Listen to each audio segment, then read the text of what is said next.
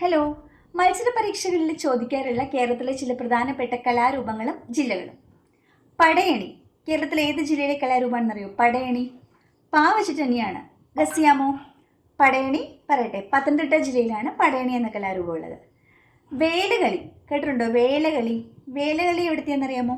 വേല ആല കണക്ട് ചെയ്യുക. വേലകളി ആലപ്പുഴ ജില്ലയിലുള്ള ഒരു കലാരൂപമാണ്.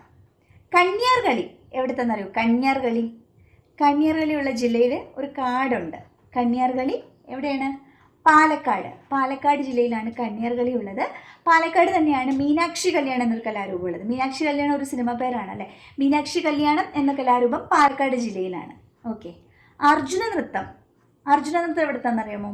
അർജുന നൃത്തം കോട്ടയം ജില്ലയിലെ കലാരൂപമാണ് അർജുന നൃത്തം. ഓക്കെ.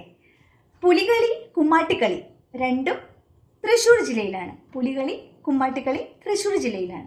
യക്ഷഗാനം എവിടെയാണ്? യക്ഷഗാനം എന്ന കലാരൂപം കാസർഗോഡ് ജില്ലയിലാണ് പ്രചാരത്തിലുള്ളത്. തെയ്യം ഏത് ജില്ലയിലാണ്? തെയ്യം കണ്ണൂർ ജില്ലയിലാണ് കൂടുതലായിട്ട് കാണുന്നത്. കണ്ണൂർ ജില്ലയിൽ. അപ്പോൾ ഒന്നുകൂടി പറയാം. പടയണി പത്തനംതിട്ട ജില്ല, വേലകളി ആലപ്പുഴ ജില്ല, കന്യാർകളി മീനാക്ഷി കല്യാണം പാലക്കാട് ജില്ല, അർജുന നൃത്തം കോട്ടയം ജില്ല, യക്ഷഗാനം കാസർഗോഡ്, പുലികളി കുമ്മാട്ടിക്കളി തൃശ്ശൂർ, തെയ്യം കണ്ണൂർ. അടുത്തത് കലാരൂപത്തിൻ്റെ പേര് ഞാൻ പറയും, ജില്ല ഏതാണെന്ന് നിങ്ങൾ കമൻറ്റ് ചെയ്യണം.